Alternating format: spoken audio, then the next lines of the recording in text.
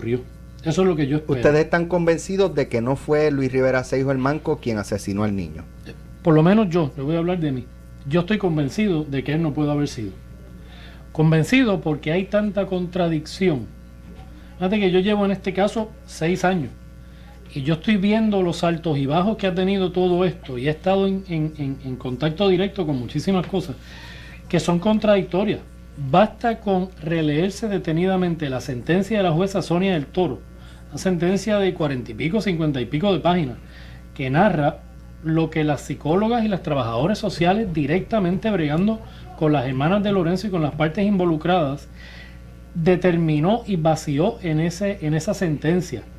Luego, las conclusiones de derecho a las que ella llega, tomando en cuenta las determinaciones de la psicóloga, de una TS, de otra TS, más la TS o la perito que trae la otra parte, es realmente conflictivo con lo que pretenden que uno crea ahora. Esta juez fue la misma que inicialmente había expresado, ¿verdad?, su intención de restablecer algún tipo de comunicación entre la señora Cacho y las niñas. Si mal no recuerdo, pues eso fue hace unos cuantos años. Y luego, creo que fue el departamento de la familia, pidió una reconsideración. Desconozco si hubo algún tipo de presentación de prueba ante la jueza y entonces luego la jueza emite ese fallo. Eso fue en el Tribunal de Menores de Bayamón. Esto ha sido en Bayamón. ¿Bajo qué premisa la jueza tomó la decisión inicial? Creo que la jueza había entrevistado a las niñas. Yo no voy a entrar en los pormenores de lo que pasó allí, yo no estuve allí. Okay. Pero yo sí puedo hablar de lo que dice o de lo que se recoge en la sentencia de la jueza Sonia del Toro. Y esas son las determinaciones que llevan al tribunal, en este caso a esa honorable jueza, a determinar y establecer que allí hubo maltrato, que allí estaban induciendo a las menores, que las estaban coartando para que no contaran lo que allí había pasado esa noche. Y todo eso que pasó allí, en esa resolución de la jueza Sonia del Toro, es que se establece el famoso pacto de silencio que se creó. Y cuando hablan del pacto de silencio y que se creó, establece la jueza en sus conclusiones de derecho que la persona que estaba detrás de que las niñas no hablaran era precisamente su madre. Y ahí se establece todo, punto por punto, lo que las nenas vieron, lo que dijeron, y todo eso está recogido allí. Y si uno parte de esa premisa, de un juicio que duró meses, que desfiló pruebas, que la parte contraria era el departamento de la familia versus Ana Cacho, ya estuvo representada no por una ni por dos, por 3 abogadas, estaban las 3 allí siempre. Pues que desfiló toda la prueba, la jueza es contundente en sus determinaciones, y todo eso, todas esas conclusiones a las que ella llegó, después de estar analizando toda la prueba que desfiló allí, que es contundente y es bien negativa, choca diametralmente con lo que pretenden que nos creamos ahora.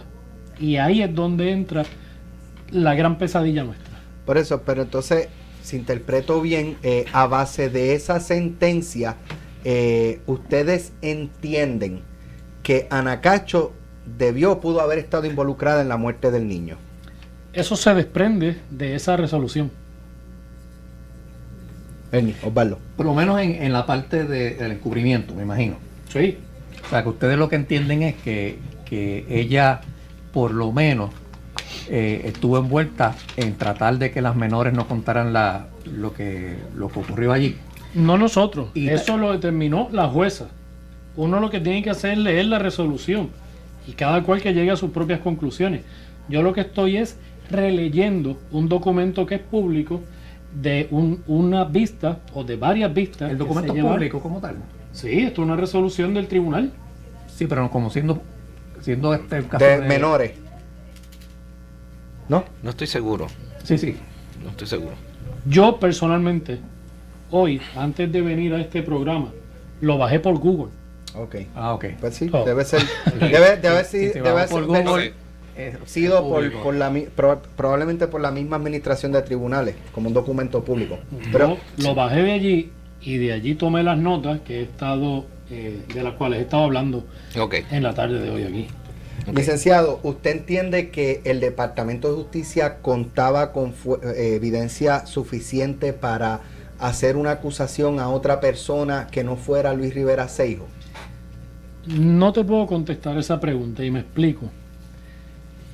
A lo mejor, y digo a lo mejor porque este proceso acaba de comenzar y habrá que ver cuál es el desfile de la prueba y habrá que esperar a ver si el Estado, que es quien viene obligado a probar su caso, pues cuenta con evidencia suficiente para encausar a el llamado manco, ¿okay? A Luis Gustavo Rivera Seijo.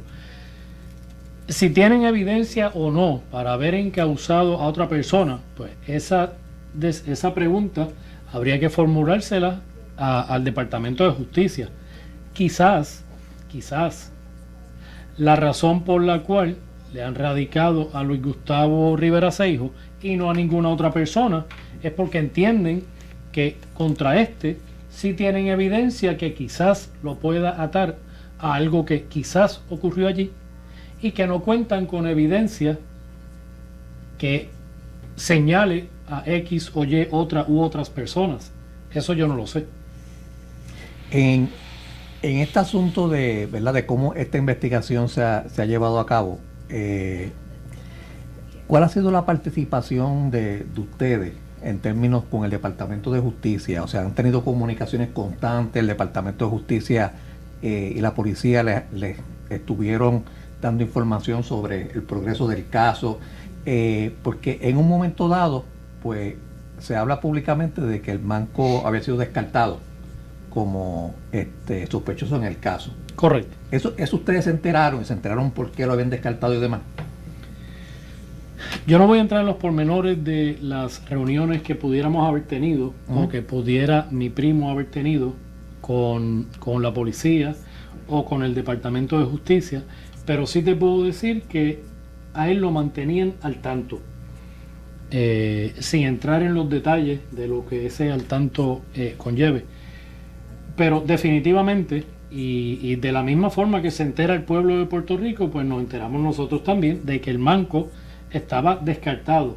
¿Y por qué estaba descartado? Pues porque, como ustedes saben, un testimonio que uno vierta en una declaración jurada tiene que ser corroborado. Correcto. Y esa información, y esto es lo que los medios establecían en ese momento y desde hace tiempo, que lo han venido repitiendo y repitiendo, todo ese testimonio que él pueda haber brindado en su momento o en sus diversos momentos no pudo ser corroborado ni por prueba directa, ni por prueba demostrativa, ni por prueba, o sea, de ninguna manera pudo ese testimonio que él brindó en una ocasión ser corroborado. Y si no se puede corroborar, ustedes como fiscales muy bien saben que esa prueba hay que descartarla. Y precisamente de esa manera pues se descarta a él como el autor y le quitan el sello de sospechoso en ese momento. ¿Cómo ustedes interpretan la intervención en el caso de la Fiscalía Federal, el Negociado Federal de Investigaciones, el hecho de que en esta conferencia de prensa que el secretario, yo creo que muy hábilmente, trajo a estas personas del Departamento de Justicia Federal, porque obviamente si hubiese estado el Departamento de Justicia allí solo, mucha gente se hubiera quedado solo. Sí, exacto. Yo creo que bueno, sí, lo que le ha dado credibilidad a la posibilidad de que el manco sea el autor de estos hechos es la presencia allí de la fiscal Rosa Emilia Rodríguez de Mar. Concurro con tus comentarios y con tu planteamiento. Yo pienso que fue una movida inteligente del secretario de Justicia el recibir ese vaqueo directo de la fiscal federal allí parada, de la jefa de fiscales parada a su lado. Y pienso que esa fue la razón por la cual lo hizo. Curiosamente, tocas el tema y todos aquí nos sonreímos porque pensamos, o por lo menos infiero yo que pensamos de la misma manera. Y que el pueblo lo pudo haber visto de esa manera y es lo que se comenta, que el hecho de tenerla allí a su lado lo que hacía era reforzar su posición.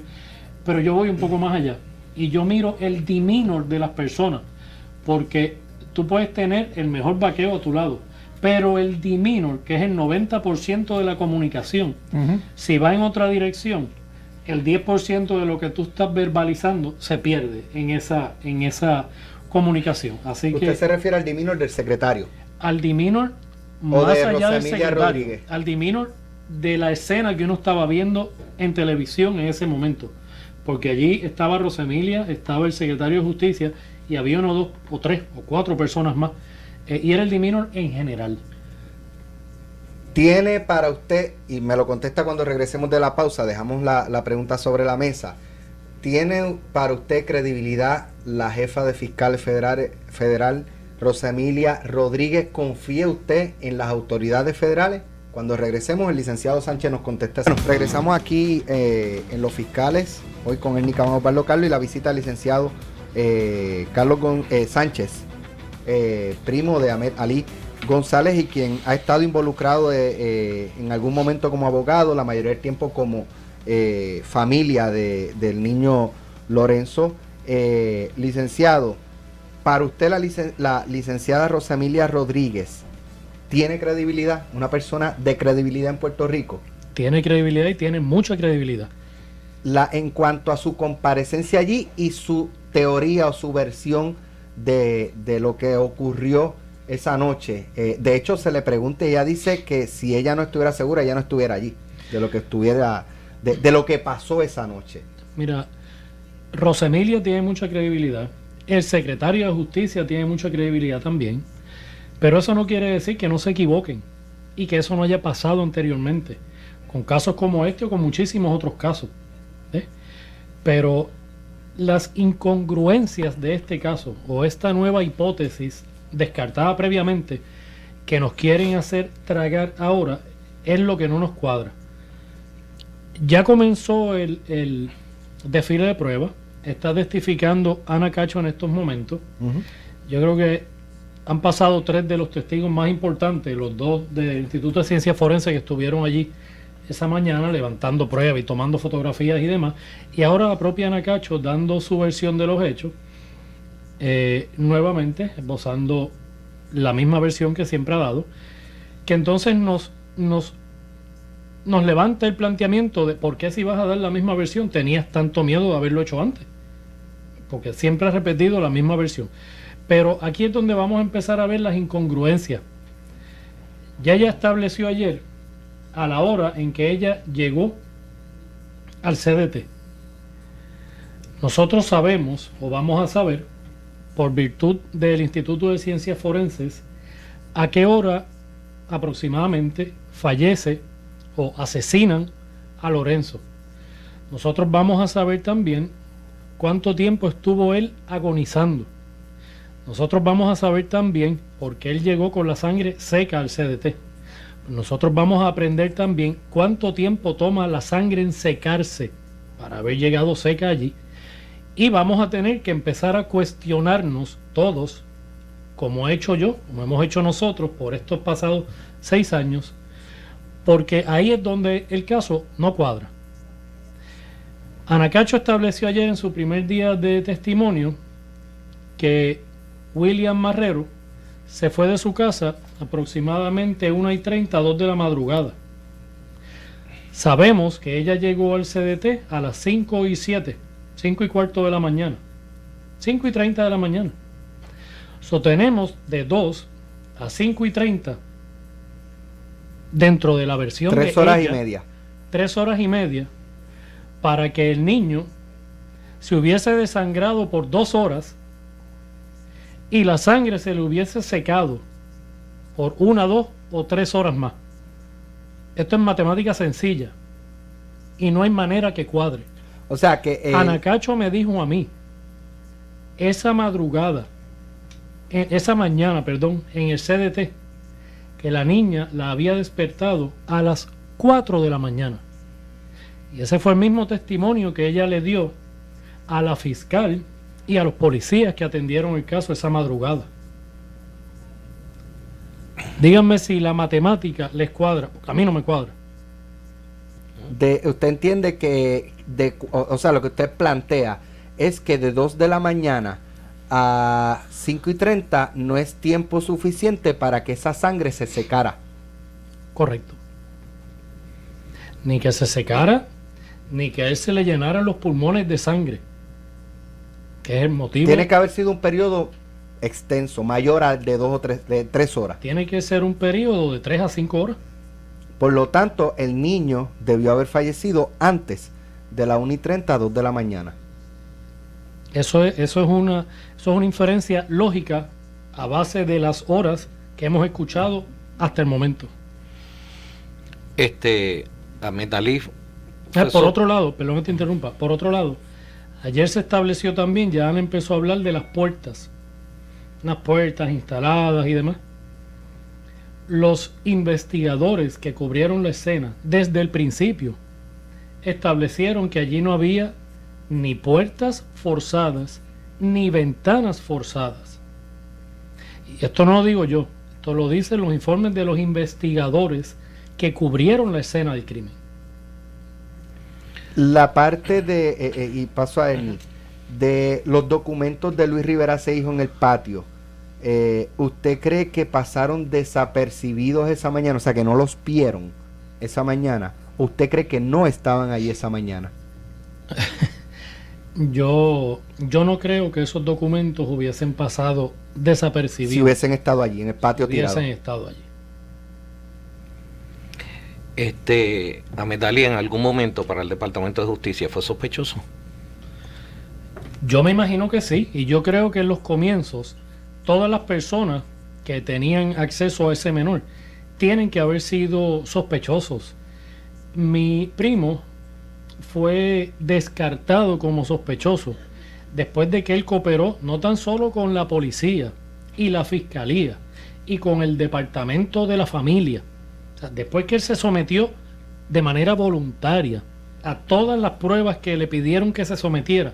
De hecho, se sometió a pruebas que no tenía que hacerlo, pero él dijo, lo quiero hacer también. Después de que él voluntariamente se sometió a toda esta batería de pruebas de todas las agencias que lo entrevistaron y lo atendieron, fue que el Estado dijo, Ahmed Ali no es sospechoso.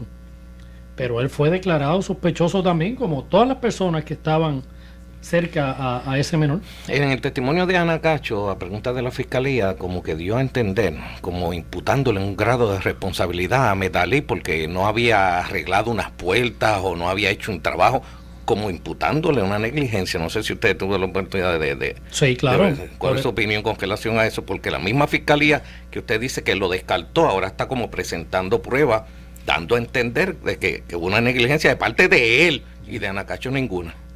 Mi primo se va a sentar en su momento en la silla de los testigos y yo estoy seguro que él va a tener oportunidad para aclarar eso. Pero volviendo al tema de las puertas y las ventanas, no lo digo yo, ni lo dice Ernie Cabán, ni lo dice mi primo, lo dicen los investigadores que evaluaron y analizaron la escena del crimen, que no había ni puertas ni ventanas forzadas.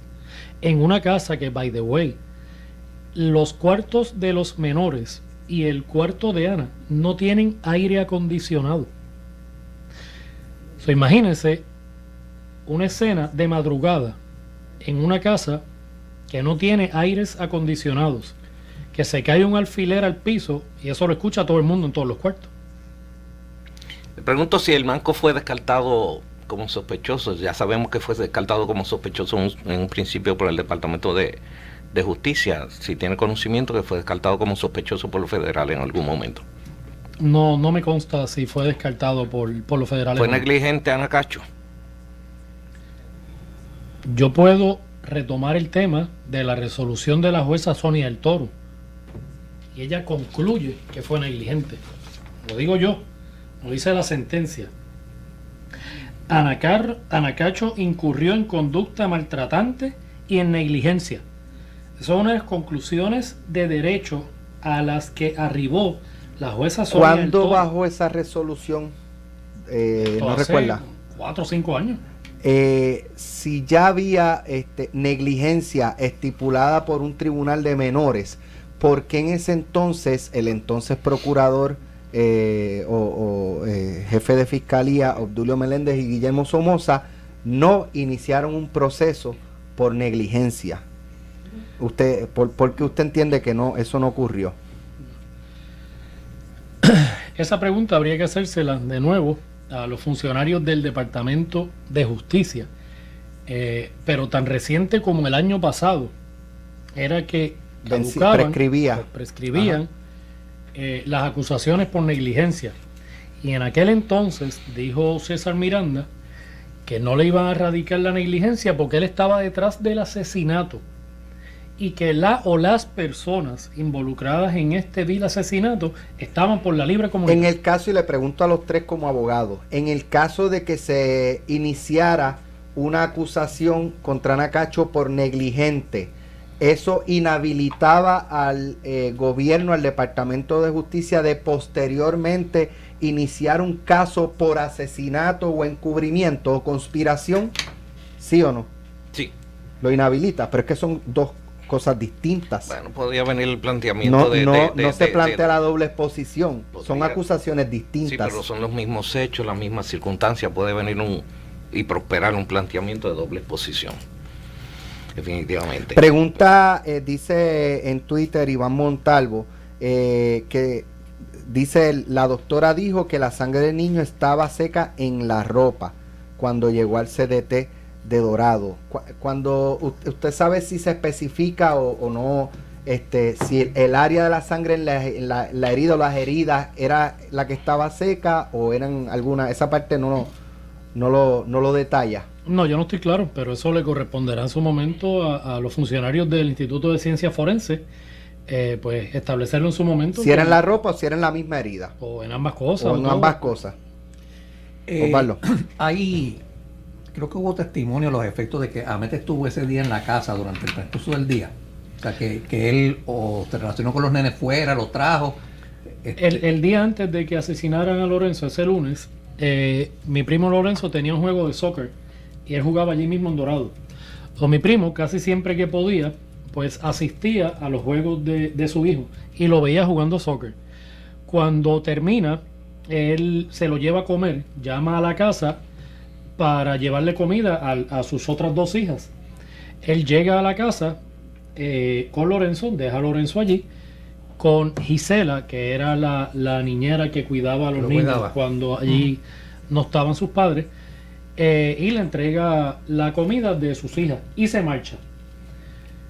Para en un garaje un poco más abajo a echar gasolina y allí Ana Cacho se topa con él, porque ella llega a la casa, Gisela le cuenta que él había estado allí, entonces ella se monta en el carro y llega hasta allí a increparle, según sus manifestaciones de ayer, que por qué si a él no le correspondía ver a Lorenzo ese día que estaba allí, que si él iba a ir a hacerlo tenía que llamarla para decírselo. Y después pues cada cual se montó en su carro y se fue y pasó pues lo que nos trae. ¿Y cómo es que se entera Ahmed de lo que está sucediendo? O sea, ¿quién se comunica con él? ¿A qué hora lo llaman?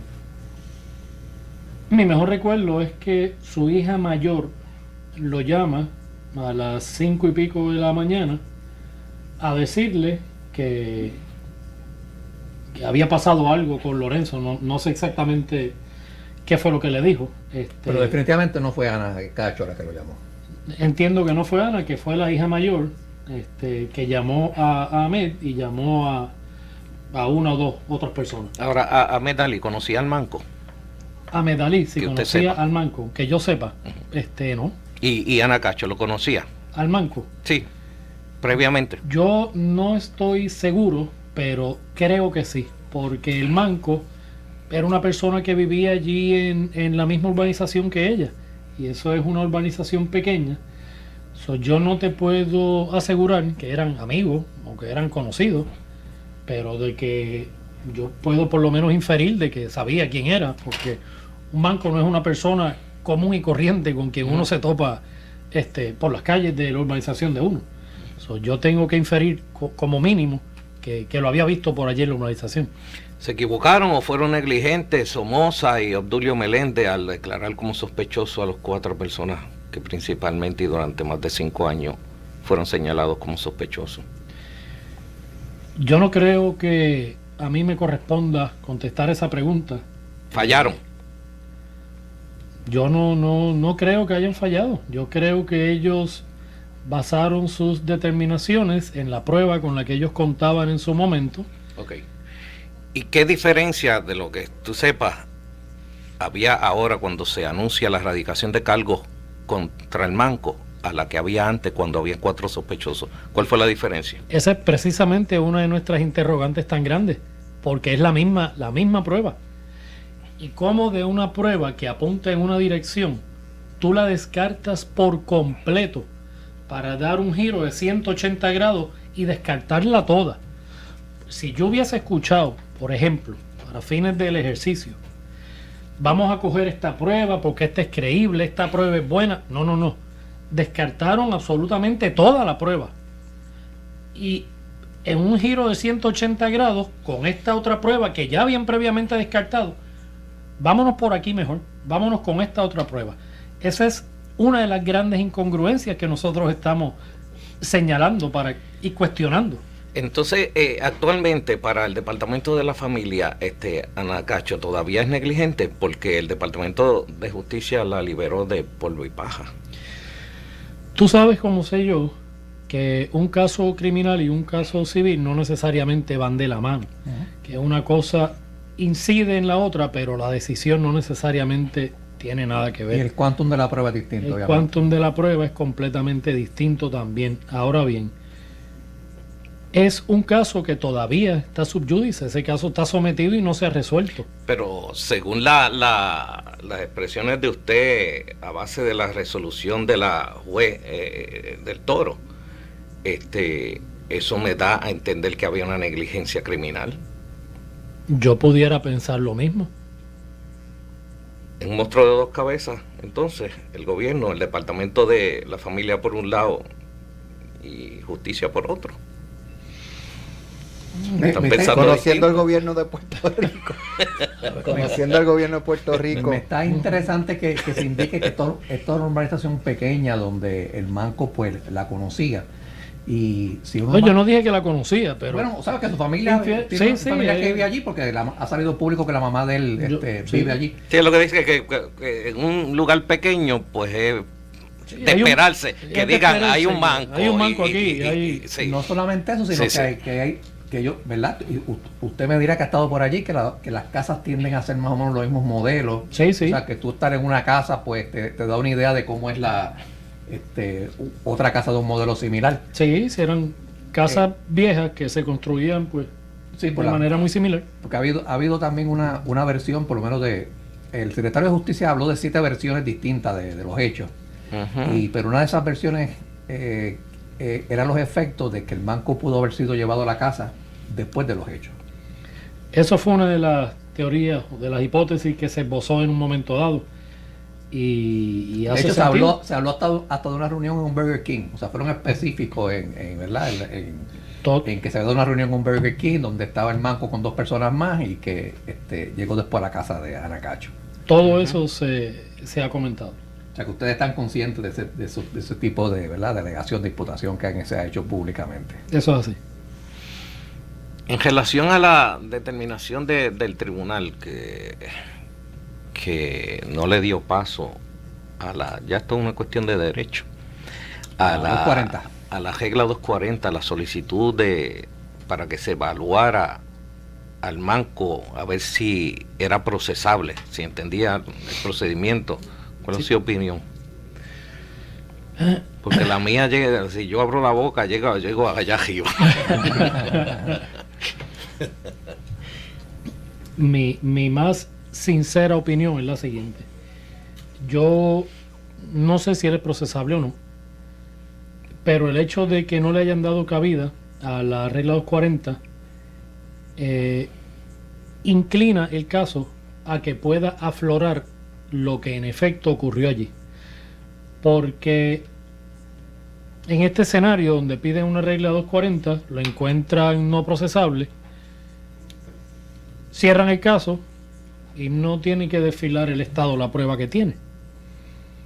Si eso no pasa, el Estado entonces viene obligado a probar su caso y tiene que enseñar la prueba que tiene para probar el mismo o intentar probarlo. Pero hoy el manco no es procesable en el Tribunal de San Juan y es procesable en el Tribunal de Bayamón. Sí, esa incongruencia la planteó su abogada, la licenciada Sáez, a la prensa ayer, y ella tiene muchísima razón.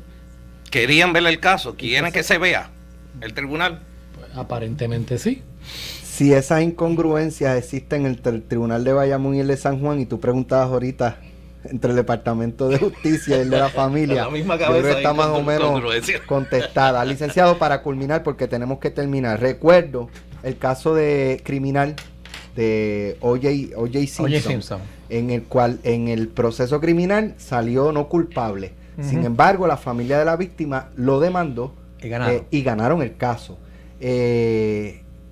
¿Ustedes descartan eventualmente iniciar algún proceso civil contra alguien por la muerte de este niño? Su primo Ahmed Ali González ha contemplado esa posibilidad. Nosotros no vamos a entrar ni siquiera en esas consideraciones en este momento. Nosotros estamos viviendo esta pesadilla día a día, y cuando concluya la misma veremos a ver a dónde nos ha llevado ese barco y qué opciones tenemos. Gracias, licenciado, por haber estado aquí en Los Fiscales con nosotros en la tarde de hoy, y cuando guste las puertas de Noti1 están abiertas para usted. Y para mí ha sido un placer. Muchísimas gracias por la invitación. Osvaldo, Ernie, nos vemos mañana. Que pasen todos muy buenas tardes.